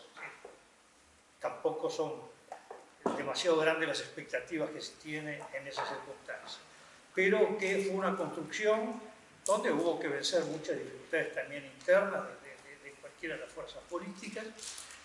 El Frente Amplio funcionaba a través de una mesa ejecutiva que presidía Trottogini, el Partido Demócrata Cristiano se había ido. En esa mesa ejecutiva estaba representada la lista 99 a través de Hugo Batalla y un permanente contacto tanto de él como a través de mensajes de Seregni con Selmar. Y por otro lado, Seregni, que había preferido tener relaciones individuales con los componentes del Frente. Ahí tenía mensajes de vuelta con Selmar, conversaciones con Batalla y con los distintos partidos y también con el Partido Demócrata Cristiano. El 11 de enero del 76, cuando es detenido Seregni, es un golpe muy importante porque prácticamente el funcionamiento del Frente Amplio como tal dentro del país empieza a debilitarse un mes después. El segundo contexto es la situación argentina. A mí me preocupa mucho la visión ex post facto de qué pasaba en Argentina. Y un poco una visión como que fue un golpe, casi un puñado de militares contra todo el pueblo argentino. Los que vivimos el momento fue un golpe de Estado de una popularidad impresionante. Había alegría y reclamo un golpe. No nos olvidemos que no es un día de verano que de golpe aparece una tormenta, sino que Argentina venía una degradación que, entre otros elementos, de la fenomenal desgobierno que había de María Estela Martínez de Perón, Isabelita, la AAA, una guerrilla, sobre todo la urbana, con mucho atentado de bombas dentro de la ciudad, denuncias muy grandes de corrupción y una inflación descomunal. Los que vivimos siempre discutimos que acá en Uruguay no se tiene idea lo que es una inflación como la que vivimos. Acá nunca hubo una inflación, ni siquiera la actual inflación argentina se compara con aquel momento. Fue todo un caldo de cultivo y llegó una cosa bastante insólita. En la noche de Navidad, del 24 al 25 de diciembre, se hace una misa campal en Tucumán, donde estaba el ejército combatiendo al grupo guerrillero del Ejército Revolucionario del Pueblo, y en esa misa se anuncia la fecha del golpe de Estado.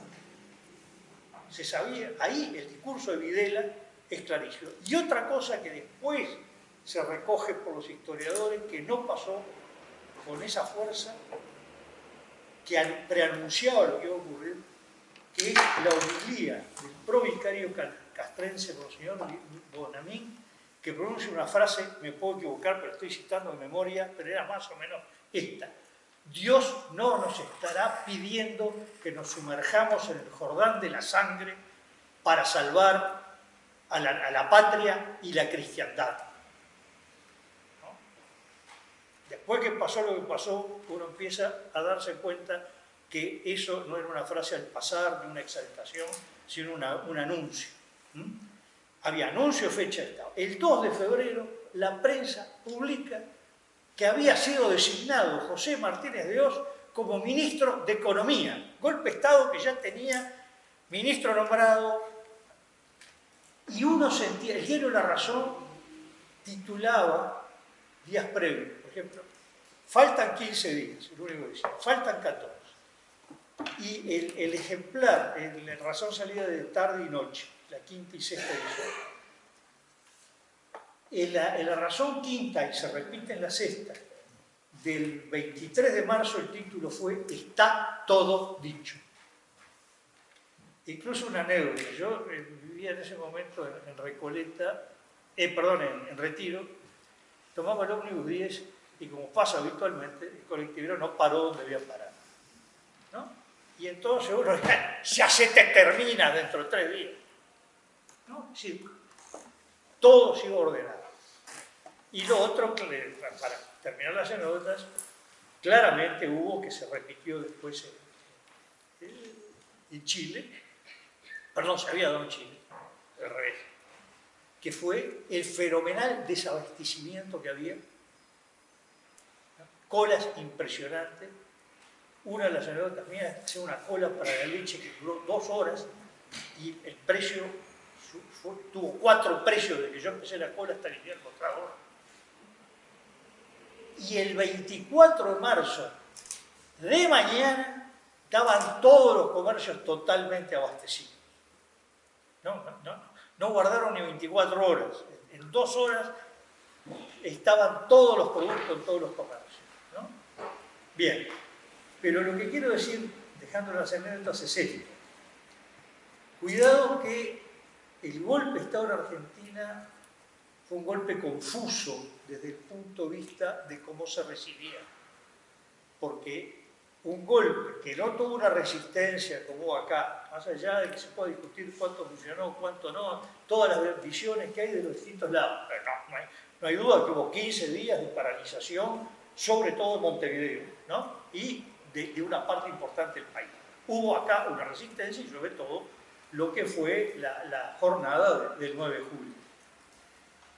En Argentina no hubo nada de resistencia. Y uno diría que, salvo lo que fueron objeto de la represión más directa, lo que se dividía entre los que estaban a favor del golpe y los que estaban en una actitud de, bueno, hay que tolerar y aguantar. Entonces, eso es muy importante porque hay un periodo de cierta desorientación de qué estaba pasando en Argentina. Es decir, se tardó en ver a dónde iba ese golpe de Estado. Eso era bastante claro, no se vivió. Y además, un contexto que tenemos que aclarar.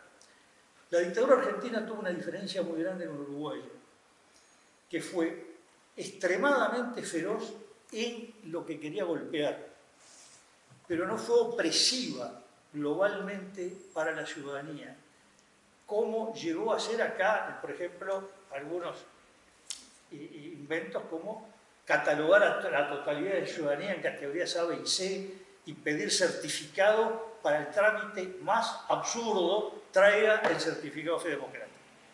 O cuando llegó todavía el periodo más extremo de cerramiento, que es no se pueden hacer fiesta de cumpleaños además de 5 o 6 personas, tiene que llevar la lista a la comisaría o a la unidad militar, y si va a cambiar la comisión fiscal de un club de bochas, traiga y dice, no, el número 2 no puede ir. Bueno, eso no pasaba en Argentina.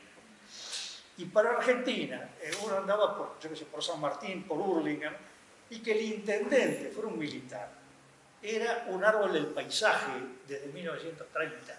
No se sentía un cambio de régimen. Más bien lo extraordinario era lo otro, que alguien hubiera sido elegido.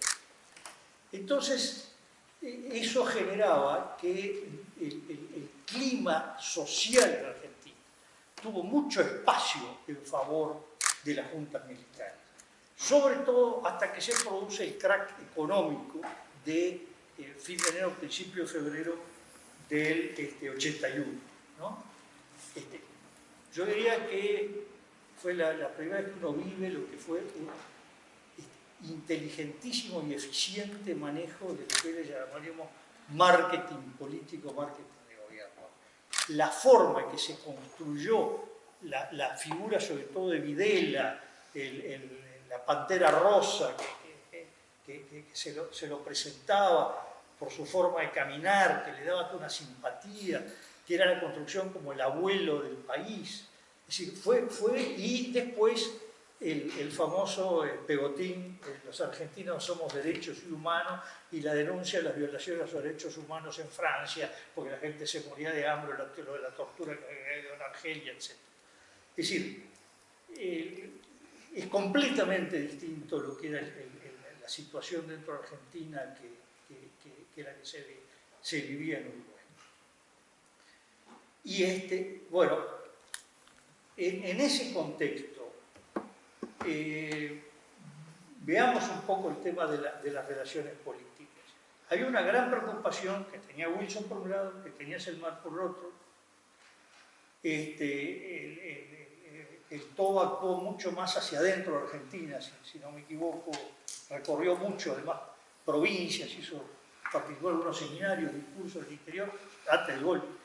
Y era, bueno, ¿qué va a pasar con Uruguay? Primero una pregunta que podía ser elemental y difícil de contestar. Bueno, ¿cómo diablos vamos a salir de esto que estamos? ¿No? Y lo segundo, bueno, ¿qué va a pasar con las construcciones políticas en Uruguay y cuál va a ser el timing de salida? Y ahí hay dos temas distintos. El primero, el tema político referido a la izquierda y al Frente Amplio. El Frente Amplio empieza a ser más cuestionado fuera del país, del exilio, que lo que era dentro del país en aquel momento. Sobre todo porque, repito, hasta febrero había un funcionamiento, ¿no? Después hubo, si se quiere, una continuidad, pero ya más desgranada y más de actividades de partidos y grupos del Frente que del Frente como tal. Prácticamente diría que la reconstrucción empieza a principios del 82. Pero también vienen cuestionamientos a su vigencia, que fue muy estimulado no solo desde el régimen militar, sino también de otros partidos políticos de Uruguay, ¿no? Artículos explícitos, no se hable más de la izquierda, que no hay una izquierda, hay muchas, varias, que nadie sabe si algún día se van a juntar. Eso, por ejemplo, lo recoge Carlos de Masi en el libro sobre la transición. Y dentro de las corrientes de izquierda, el papel del Partido Comunista generaba adhesiones y rechazos. Selmar en ese momento, en las últimas semanas de su vida, tiene una actitud de mucha, digamos, precaución sobre el Partido Comunista y la posibilidad de que se pudiera continuar en términos de construcción histórica en un proyecto en que estuviera el Partido Comunista, ¿no?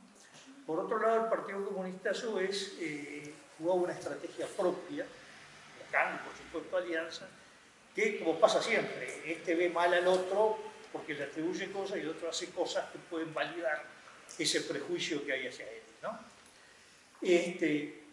Selmar con su estilo, era el hombre que mantenía relaciones con la humanidad. Es decir, no había nadie que tuviera que ver con el exilio uruguayo que no tuviera una mano tendida, y en ese sentido jugaba con una especie de pivot de mucha fuerza, sobre todo a nivel de la izquierda. Además, Wilson, bueno, Raúl lo pude relatar que ya estaba en aquella época ya, y veíamos que vivía a 400 kilómetros más o menos de la estación de Pardo, ¿no? Sí, más o menos, pero venía seguido a Capital Federal. Ahí nos juntamos muchas veces, Selmar, Wilson, a comer en un restaurante de la calle Sarmiento, con Raúl también, en la confitería Santa Generosa, en Florida, casi Viamonte. Alguna vez discutíamos, y a uno se le iba la mano, generalmente uno metía la pata y Wilson se enojaba. Pero el tema era cuál iba a ser el proyecto político de salida desde el punto de vista de la izquierda y cuál era qué es lo que iba a pasar en Uruguay. Justo en ese periodo es cuando ocurre un tiempo especial dentro del proceso uruguayo, que es cuando empiezan a discutir qué va a hacer del Uruguay. Es decir, era interesante cómo no ocurrió en Argentina, no ocurrió en Chile, que en la dictadura se le ocurrió que podía hacer muchas cosas, pero que tenía que resolver qué día iba a hacer con las elecciones que sí o sí se tenían que hacer el 76. Una cosa que a mí siempre me llamó la atención, ¿no? como cabeza. Y efectivamente empieza el memorándum de Bordaberry de diciembre del 75, que propone ahí sí lo que, más allá de que los temas son discutibles, las palabras sobre todo, una refundación. Y la refundación a través de un concepto que puede definirse más o menos como un estado corporativismo. Yo lo ubico más como ligado a la doctrina del mesofranquismo, ¿no? No el del primer franquismo, ni el último, sino el mesofranquismo, donde se construye toda esa estructura vertical de sindicatos, de gobierno, departamental, cierta flexibilidad política de corrientes acotadas dentro del régimen, pero sin partidos políticos. Y sin duda, fue muy importante la contracara de eso, que fue el memorándum de Villegas, que tenía la idea, no, los partidos políticos deben sobrevivir. El memorándum ve claramente avalado de alguna manera lo que termina siendo el camino del proyecto de Constitución del 80, lo que podemos llamar una democracia, no sé si tutelada o limitada. Podemos decir que al principio era lo que proponía Weber, ¿no? Una democracia limitada, no se veía participación de los partidos marxistas o ligados a ideas subversivas o internacionales, pero más bien tiene que haber blancos, colorados y algún tercer apéndice, que ahí se jugaba si era apelar a la vieja radical cristiana, o que fue lo que se hizo con la Unión Cívica, o incluso la posibilidad del Partido Demócrata Cristiano. Y Ben elabora el memorándum y busca contactos, fundamentalmente con Wilson. Ahí habla con dirigentes blancos en Montevideo que van a Buenos Aires, 4, 5 se fueron, lleva los mensajes. Ahí sí, Wilson apenas va recibiendo las cosas, lo transmite a Selmar, me lo transmite a mí. Ahí con Selmar convinimos en buscar una respuesta que fuera más orgánica que el Uruguay, de la izquierda. Bueno, ahí mando todo un mensaje a Sereni, ya le habían levantado la incomunicación. Y el tema es que, bueno, todo el proceso se interrumpe y la respuesta me llega después de la muerte de Selmar. Es decir, que iba a pasar, tengo incluso el original, no de la respuesta, pero fue verbal, de mis apuntes, los encontré de casualidad en diciembre, cosas perdidas del papel, todos los apuntes de lo que opina Sereni sobre la negociación de Villegas, que suponía sin ninguna duda para la izquierda, que fue una cosa que estuvo muy presente hasta fines del 81, que la izquierda iba a poder tener camino en Uruguay en una segunda etapa de transición y que iba a haber una primera etapa con exclusión de la izquierda que habilitaba a que una de las ideas que sobre todo manejó muy fuertemente el Partido Comunista era hay que ir junto a, detrás de, impulsando a una fuerza, la más opositora que se considerara dentro de los partidos tradicionales. Y ese era uno de los temas de conversación permanente que tenía Selmar con los distintos dirigentes que podía haber en el exilio y claramente con Wilson. Y también se hablaba con dirigentes argentinos. Había ahí dos tipos de vínculos, tanto de Wilson como de Selmar. Uno los que tenían que ver con lo que era la minoría de la Unión Cívica Radical, que encabezaba Raúl Alfonsín. Había un papel muy importante, un ingeniero Roulette, que jugaba mucho de nexo. Y otro del peronismo, sobre todo Cafiero, el dirigente de la provincia de Buenos Aires, pues, casi es presidente, pierde la interna, la primaria con menos, Antonio Cafiero. Entonces también se conversaba con los argentinos, con una mentalidad muy distinta los argentinos, pero cómo veían ellos desde afuera. Y lo segundo, el papel de Selmar en cuanto a la izquierda uruguaya, porque en el juego de Buenos Aires había una coordinación, digamos, de grupos del Frente Amplio, no era un órgano estructurado, en el cual participaba la 99 como tal, cuyo líder era Selmar, a través de la figura de Alberto Pérez Pérez, ¿no? Entonces había muchos nexos, ¿eh? que mantenía Selmar, y además era una especie entre paño de lágrimas y consejero de grupos políticos, grupúsculos, peleas que había entre ellos, hasta situaciones personales, ¿no? De gente que tenía otro problema, ¿qué hago? Me voy, me quedo, me escondo. Siempre tenía las soluciones más o menos a mano. Los consejos. Y ahí sí,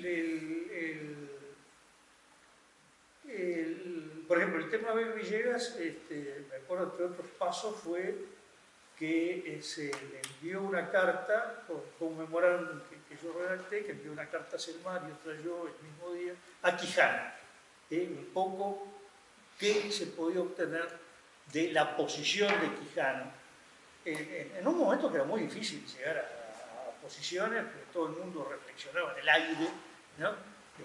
Lo peor es la falta de diagnóstico que puede haber.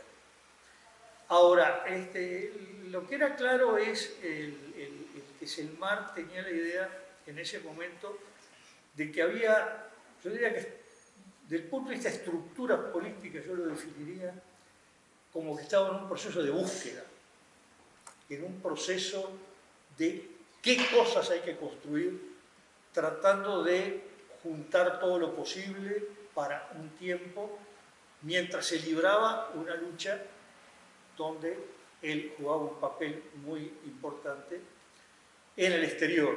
Sin ninguna duda, bueno, hay un actor importante de la lucha en el exterior que fue Juan Raúl, sin ninguna duda en la dictadura uruguaya, más allá que no es necesariamente asfixiada del exterior, se puede sobrevivir, pero sí que la combinación de las acciones de resistencia, bueno, ni hablar de lo que fue el plebiscito del 80, que se va conformando, más la lucha del exterior, le crea una situación de insostenibilidad.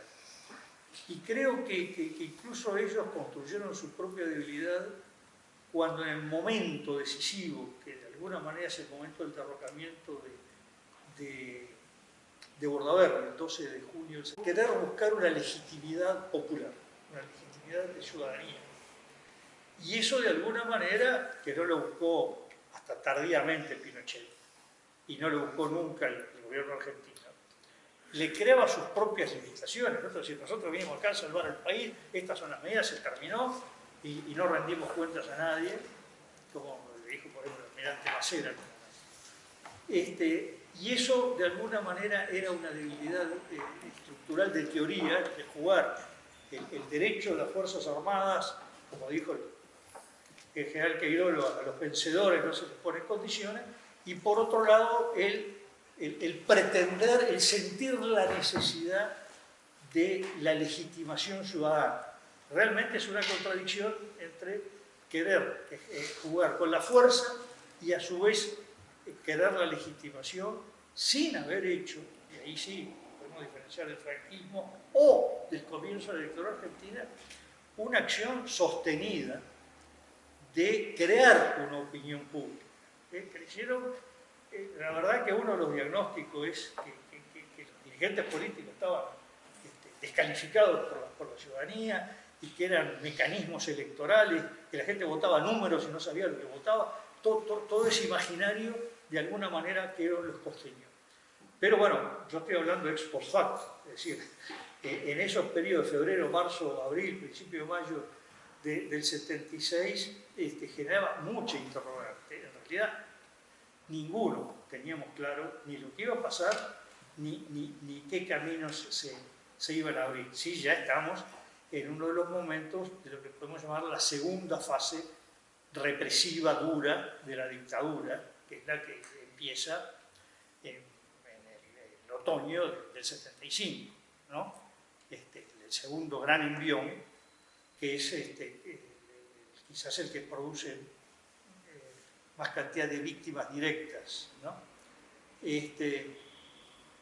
Y lo que quería marcar finalmente es lo siguiente.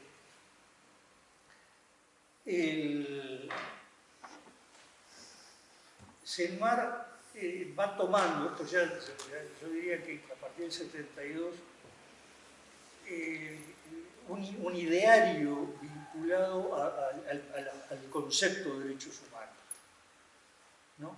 Él va construyendo como una razón de vivir, por un lado, ¿no? y un concepto de valor universal más allá de los juegos políticos. Porque hay algo del Tribunal Russell II que parece menor y fue muy determinante al final en cuanto a su situación personal y su vida. Para ir al Tribunal Russell II, él tiene que renunciar a la calidad de asilado político. Y desde que vuelve, Selmar queda en un limbo de una especie de ilegal, de indocumentado, es decir, de una persona que volvió sin asilo, con un pasaporte todavía vigente, que se le vence, y que tenía una autorización, como cualquiera que entra, de 90 días. Que fue una de las tantas razones por las cuales él deja de escribir con nombre en La Opinión, él deja de firmar ahí. Pasa a escribir con seudónimo o sin firma. Y esto no es menor, porque no nos olvidemos que el tema del estatus legal de Selmar es uno de los tantos temas de confusión que hay en esos días, y lo que sí quedó demostrado es que aparece en esos días en el despacho del director de migración estaba el expediente de Selmar, ¿no? Y que de alguna manera aparece con el viaje de Juan Carlos Blanco a Buenos Aires y el estatus de habitabilidad, no es residencia, digamos, de estancia de Selmar, ¿cuál era? ¿No? Yo quería señalar esto, pero no lo veo tan resaltado en la historia. Digo, no hay que sobrevalorar las cosas, no es que haya sido determinante si hubiera tenido el asilo, no hubiera... No es llegar a esas explicaciones simplistas de tanta causa-efecto. Pero si partimos de la base que siempre las cosas son multicausales y que hay pequeñas cosas que ayudan a que determinadas cosas ocurran y otras no, bueno, no perdamos de vista. Y eso fue un acto deliberado, Selmar, de riesgo. Eso, digo, doy el testimonio, muchos lo deben tener. Cuando me cuentan, cuando yo llego me hace todo un raconto de cosas que quería que fuera transmitiendo todo eso serenidad. Y una me dice, bueno, yo tuve que correr este riesgo. Yo me acuerdo, ¿qué pasó? Digo, ¿está de asilado? No, y ta. Digo, ¿y? ¿Está ilegal? Sí, estoy en una situación en el limbo, ¿no? Lo cual le generaba una situación de riesgo no menor, porque claro, Selmar no es un tema que es importante, él me eligió irse. Él no dijo, yo me exilio, que sí, fue Wilson, todo. Él fue, cuando acá no se había dado el golpe de Estado, al mediodía del 26 de junio, fue una decisión de la Mesa de Política del Frente Amplio, de la Mesa Ejecutiva en aquel momento, ante la información, el equipo Serini tiene una muy buena información militar, de que se había el sábado y domingo dado a todas las unidades militares las órdenes que implicaban que en esa semana se produciera la disolución del Parlamento y que el acto factual iba a ser el momento en que reviniera, que estaba previsto para el 27 de junio, y ahí la decisión fue, bueno, el único que puede parar a Erro es Selmar, que se vaya, ¿no?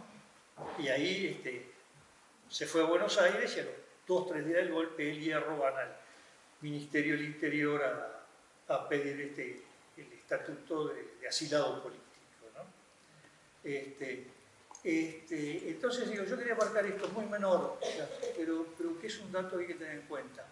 No solo habló, dijo lo que dijo, tuvo la relevancia que tuvo, sino que fue un acto de gran coraje personal. Porque no es que dice, no, pues salió de un país donde estaba asilado, vuelve. No, salió de un país donde estaba asilado y volvió a un país donde ya él había perdido el estatuto de asilo político, lo cual quizás en ese momento no era tan grave, pero en poquitos meses, no estamos hablando de hoy, en poquitos meses, en medio del 75, ya la Argentina no era la dictadura, pero era una situación de absoluto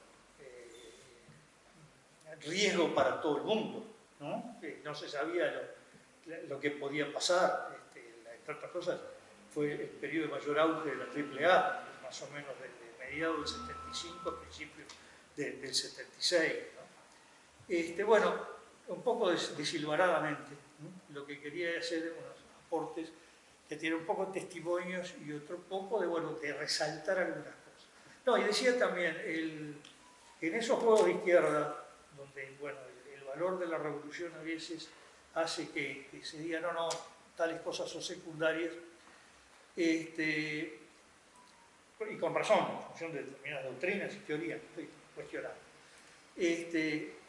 Selmar había adquirido una visión, yo diría casi religiosa, una religiosidad laica, así como de los derechos humanos, del concepto de libertad, ¿no? Es decir, se había un poco como fanatizado por el tema de la importancia de la libertad, los derechos humanos y la libertad como algo a su vez indisoluble, ¿no? Es un poco lo que quería transmitir. Muchas gracias. Muchas gracias a los panelistas. Ahora queda una ronda de preguntas, hay muchas seguramente, así que bueno, hay que aprovechar para intercambiar algunas ideas, algunos comentarios, preguntas a los panelistas de una instancia tan interesante como. El tema de la negociación, había una actitud de predisposición sin demasiada expectativa, es decir, bueno, no es que acá viene la salida, bueno, acá puede haber un camino, vamos a ver qué pasa. Y sobre todo el ángulo de la izquierda, era claro que la negociación de B era sí, pero la izquierda no. El tema era, bueno, ¿qué sirve para el país? Sobre la guerrilla te diría que en ese momento lo que se veía en Uruguay y claramente entre las Fuerzas Armadas, que ese tema estaba terminado, no había ningún peligro de guerrilla. Ya no te olvides que ya ahí había empezado la Operación Morgan y las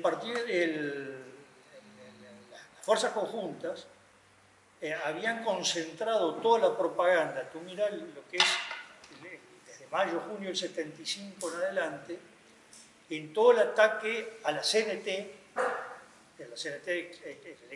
clandestina, y al Partido Comunista, ¿no? Y era una semana tras otra, artículos, además fue muy eficiente el punto de vista represivo, porque hicieron detenciones muy importantes. Ahí cuando van deteniendo varias direcciones del Partido Comunista, cae Macera, cae Gerardo Cuesta, pero ya el tema no era tanto, ahí es cuando ya, digamos, no nos olvidamos hasta una terminología que creo que tampoco ha sido tan estudiado, que mientras al principio la lucha se consideraba antisediciosa, después pasa a ser antisubversiva. Y el cambio era considerar la sedición como la lucha armada, ¿no? Que dicho sea de paso, disparate jurídico, porque el delito de sedición parte de un supuesto, que no se pone en cuestionamiento las autoridades del Estado, ¿no? Si algo no era una lucha armada, una sedición, era una subversión. Pero le gustó la palabra. Y después la subversión, porque la subversión ya no era un tema interno, era un tema de Guerra Fría. La subversión era ideológica, era la lucha contra el comunismo internacional. Que el comunismo internacional era en la forma más restrictiva la Unión Soviética y en la forma más extrema Wilson Ferreira, Carlos Julio Pereira, Monseñor Partelli. Todo depende de la interpretación que hiciera cada uno de a qué le endilgaba la categoría. Pero ya había cambiado el tema, ya no era el país en peligro por una acción armada, sino el país o la zona en peligro. Yo te decía así, el hecho de que hubiera esa alianza entre Wilson y todo eso con algún sector de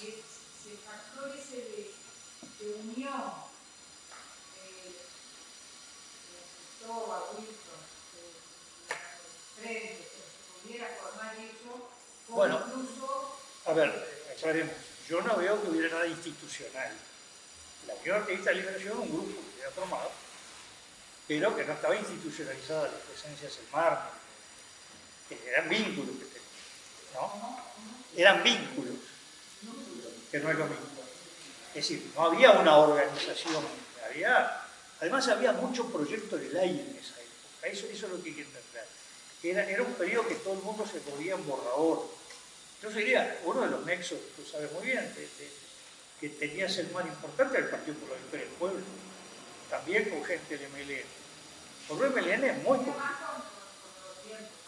Exacto, bueno, por eso te voy a decir, gente del MLN muy fragmentada, porque Nuevo Tiempo, de alguna manera, una cosa que se fue, en ese momento estaba incipientemente institucionalizado. Pero después había todo otro montón de gente del MLN que no estaba ni con Nuevo Tiempo, ni con la estructura que se suponía que era la leal o no leal. Digo, fue un periodo muy complicado, la propia gente del MLN. Hubo mucha disgregación ahí y desconexión. las consecuencias que tuvo la salida de la dictadura de haber eliminado los líderes del partido distintos tan enfrentados a ellos, sobre todo después lo que viene, después de ahí todo eso, el descabezamiento de las personas elegidas. A mí me parece que ese crimen es más de derechos humanos, una cosa política estratégica.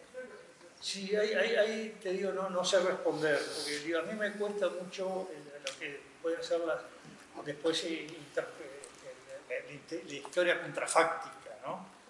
Y efectivamente fueron muchas cosas las que fueron ocurriendo, incluso algunas que ellos creyeron que destruían más que lo que destruyeron y otras que destruyeron más de lo que se suponía. Entonces, bueno, ahí ya hacer una lectura contrafáctica de cuánto impactó eso. El otro día estamos hablando del 76 y después cuánto se transfiere eso hacia el 80, 82, 84, cuando esos años, que visto desde hoy fueron pocos, yo digo una cosa que a uno le impacta en la historia, el nazismo fueron solo 12 años, ¿no? Y bueno, lo que fue, ¿no? Es decir, ¿qué? El fascismo un poco más. Claro, pero el gran impacto que generó el nazismo, ¿no? Y bueno, esos 4 años que van del 76 al 80 fueron cambios muy importantes que se procesan dentro del país. Entonces, me cuesta, incluso del 80 al 84, el país tiene cambios muy fuertes. Yo te digo una cosa, cuando la decisión de Sereño y el botón blanco, que tuvo interpretaciones dentro y fuera del frente de distinta naturaleza, pero que era, el frente tiene que abrir el camino, sobre todo después de la elección del 82, es decir, vamos a estar en la elección del 84. Pero yo hablaba con los dirigentes políticos del frente, llamaban a Luis Lardebó, es decir, tenían la idea que era un delirante. ¿Por qué? Porque es muy difícil ver cómo se aceleran los procesos políticos, ¿no? Entonces, y además del 76 al 80, no te olvides que acá el silencio que se va produciendo el 76, el 79 sobre todo, es muy grande. Porque acá hay una destrucción muy fuerte de todos los elementos de resistencia con cierta expresión pública. Fueron cosas de ir sobreviviendo, tratando de armar cosas. Y entonces, bueno, ¿cómo impacta después? Yo te digo, en eso soy muy prudente. Me interesaba tu opinión vista de ese momento que estabas en el ajo de la... No, en ese momento no lo veíamos. En ese momento no lo veíamos. La verdad que no era claro en el momento cuánto apoyo había en las Fuerzas Armadas a una salida al estilo belga, cuánto rechazo. Porque más bien creo que la cabeza que funcionaba en los mandos militares es la que se termina expresando, más o menos, como doctrina, en el proyecto del 80. es decir, una democracia tutelada, una especie de régimen religioso, con libertad a los partidos, y arriba alguien que dice, perdón, acá hay una raya que usted no puede pasar, acá hay otra que no puede pasar, este no puede entrar a la cancha, este no puede estar ni en la tribuna, ¿no? Que era un concepto ni de crear una nueva institucionalidad como Bordaberry, ni de decir, bueno, se terminó todo, volvamos al 71, no. Pero yo creo que fue más dentro, después del derrocamiento de Bordaberry, que más claro los juegos internos entre los que impulsaban un proyecto del partido del proceso, de caudillismo propio, que en definitiva era vamos a sustituir los partidos de otra manera, captando a nosotros a la gente, que de alguna manera se terminó en la figura de Álvarez proyectando, y los que querían una cosa diferente. Y bueno, había algunos que eran más aperturistas en serio y otros que lo que querían es, sí, vamos a hacer una apertura, pero acá solo hay un mando que es el nuestro, ¿no? Y eso se ve claramente, donde se expresa mucho en todo el periodo 82-83 con mayor claridad, ¿no? El Parque Hotel, por ejemplo, es clarísimo que está el trasfondo de esa lucha. En aquel momento no veíamos esa división, o sea, no era ni aquel imaginario de que podía haber fuerzas armadas revolucionarias progresistas dando un golpe a la peruana, ni tampoco de que se veía una fractura. Tampoco, es decir, hay que tener cuidado lo difícil que es cuando ocurren las cosas tener conciencia de lo que está pasando. Yo digo una cosa, la magnitud de la represión del año 75 nos costó verla en el mismo momento. Estamos viendo que es una represión. Pero la cantidad de gente que no se fue, porque no, esto ya se termina, esto fue así. Es decir, el gran problema que hay siempre es más sensible, es el diagnóstico. Y el diagnóstico a veces queda contaminado porque uno viene con ideas anteriores y cree que se puede interpretar a la luz de lo que había. Resulta que el escenario cambió. Y sobre todo en materia de ver los peligros. Bueno, Selmar tenía sus temores, ¿no? Que los expresó con mucha claridad. Pero en general no había una idea generalizada de aquello. Sí, yo tengo poco miedo. Todo esto es muy nuevo, el trabajo acaba de empezar en realidad, no está terminado. Sí, el problema es que hay muy pocos documentos sobre la UAL, en parte por esto que mencionaba de que el archivo de la UAL estaba más que nada en la habitación de Michelini, que fue prácticamente destruida, dada vuelta cuando lo capturan. Sí hay algunos documentos, en el CEIU hay algunos documentos, el problema es que el CEIU en este momento está siendo remodelado, así que no podemos tener acceso a los documentos, no pudimos tener acceso a los documentos para esto. Pero justamente por eso tuvimos que buscar algunas fuentes alternativas. De ahí el poder acceder a archivos y ver eso, cómo es que la dictadura concebía la UAL, cómo es que en su mente, en la visión del régimen, encajaba también en la narrativa que ellos estaban intentando establecer. Así que, un poco por eso, poder acceder a los documentos del SIDA, poder acceder un poco a los documentos de la dictadura, para ver cómo lo estaban viendo desde ahí. Y también así podemos sacar información sobre la propia UAL, porque como por ejemplo estaban, por ejemplo, el acuerdo programático, la versión que tuvimos, que lo mencioné, la versión a la que tuvimos acceso es esta.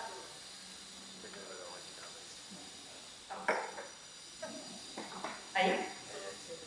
La versión a la que tuvimos acceso es esta que está disponible en el archivo Bruti. Ahora, la versión parece que está también en el CEIU. Perdón, no funciona esto. No funciona. Ahí, hola. Hola. Está también en el sello, pero como dije, no pudimos acceder a eso para consultarlo para esta ponencia. Así que estábamos con esas limitantes. También hay algunos archivos de otras publicaciones donde se menciona la UAL, o bien publicaciones de la UAL,